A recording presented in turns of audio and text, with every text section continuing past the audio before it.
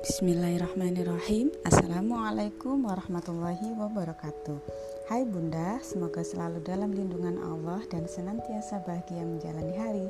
Bertemu dengan saya Iin Hoiratul Umroh dalam sharing session selebrasi Bunda Cekatan Batch 2. Dalam sesi sharing kali ini kita akan membahas tentang manajemen emosi for moms.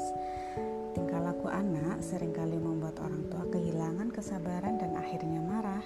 Rasa-rasanya kita sebagai orang tua, sebagai bunda, setiap hari sudah berusaha mengumpulkan stok sabar yang benar-benar berlebih untuk anak. Namun kenyataannya masih banyak yang kehilangan kesabaran dan menjadi emosi atau marah. Ekspresi marah itu bertingkat mulai dari isyarat seperti berkacak pinggang, melotot, mengumpat, bentakan ringan, teriakan hingga cubitan. Kalau kita tahu, marah adalah suatu hal yang wajar. Marah merupakan bentuk emosi dasar yang terjadi jika seorang merasa terganggu atau terancam. Tetapi menjadi masalah jika emosi dasar marah ini diekspresikan dengan cara yang kurang tepat. Menurut Harry Mills, kemarahan yang terjadi pada seseorang akan sangat berbahaya. Kemarahan akan membinasakan hati dan kebijaksanaan. Barang siapa yang tidak dapat menguasainya, maka ia tidak akan dapat mengendalikan pikirannya. Nah, sebagai orang tua dan sebagai ibu, sebelum kita benar-benar marah tidak terkendali terhadap anak, mari kita renungkan, apakah tujuan kita tercapai setelah meluapkan seluruh kemarahan kita terhadap anak? Apakah anak tahu maksud kita, ataukah kita tahu tujuan anak melakukan suatu hal? Jika pesan dan tujuan kita tetap tidak tersampaikan saat marah, maka sia-sia saja apa yang kita lakukan. Berapa banyak energi yang kita keluarkan dan terbuang percuma. Berapa banyak ungkapan kasar yang sudah membuat hati anak kita terluka. Berapa banyak bentakan, bahkan mungkin pukulan yang menancap di memori dan hati anak kita. Kita semua tahu bahwa anak adalah titipan Allah. Jangan merasa memiliki atau berhak atas anak kita. Tanggung jawab kita adalah mengasuh dan mendidiknya.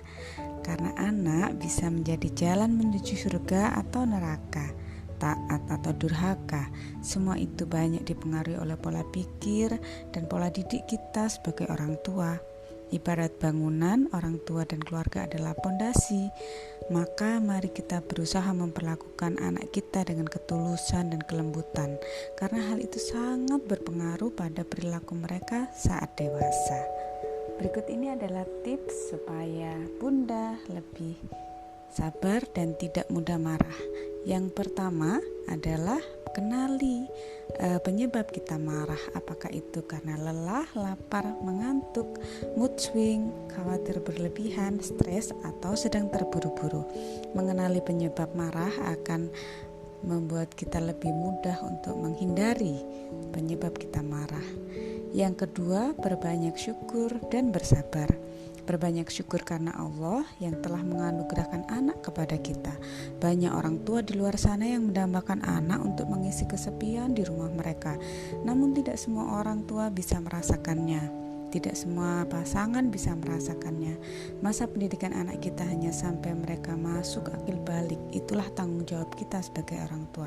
Hanya sekitar 14-15 tahun saja. Bersabarlah wahai bunda. Insya Allah akan ada masa kita akan merindukan masa sibuk bersama mereka. Tips yang ketiga adalah fokus pada kelebihan, bukan kekurangan anak. Setiap anak punya karakter yang unik dan berbeda satu sama lain. Misalnya anak yang suka membantah dan ngeyel pun punya bakat kepemimpinan karena jiwanya yang teguh. Tentu harus diarahkan, namun tidak dengan marah. Anak yang menumpahkan susu sedang belajar menjadi anak yang mandiri. Arahkan dengan baik, jangan patahkan semangatnya dengan omelan atau amarah. Tips yang keempat, kenali kondisi diri, berkompromi dengan diri sendiri. Saat marah, yang menjadi lawan kita adalah diri kita sendiri. Respon kitalah yang harus kita perhatikan. Sebisa mungkin hindari untuk terlalu cepat bereaksi secara emosional. Kitalah yang memegang kontrol atas perasaan dan sikap sebagai orang dewasa. Jangan biarkan perilaku anak yang tidak sesuai keinginan kita menguasai emosi. Kenali diri sendiri sebelum kita berhadapan dengan anak. Tips yang kelima, jadwalkan me time. Ini berfungsi sebagai penyeimbang, menstabilkan emosi. Me time tidak harus mewah atau keluar rumah, bisa melakukan hobi atau hal yang membuat hati kita senang. Bahkan ibadah menyendiri juga bisa menjadi me time yang menyenangkan. Mendengarkan murotal atau kajian bisa membuat hati kita tenang. Sekedar minum kopi tanpa terganggu saat anak-anak tidur juga bisa menenangkan diri kita. Dan hal-hal lain yang bisa membuat hati moms lebih tenang, lakukan itu secara berkala. Yang keenam, agendakan quality time. Quality time akan memperkuat bonding ikatan orang tua dan anak, juga memperlancar komunikasi. Yang perlu diperhatikan adalah saat quality time, orang tua hadir utuh bersama anak, tidak sambil bermain handphone atau melakukan pekerjaan lain. Usahakan full bersama anak. Insya Allah 30 menit akan cukup menjadi waktu yang berharga bersama anak.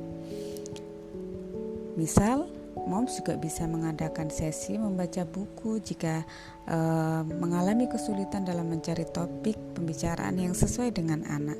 Kemudian dilanjutkan berdiskusi bersama atau melakukan pekerjaan rumah bersama juga akan menjadi semuanya terasa lebih ringan dan kerjasama juga akan terbentuk.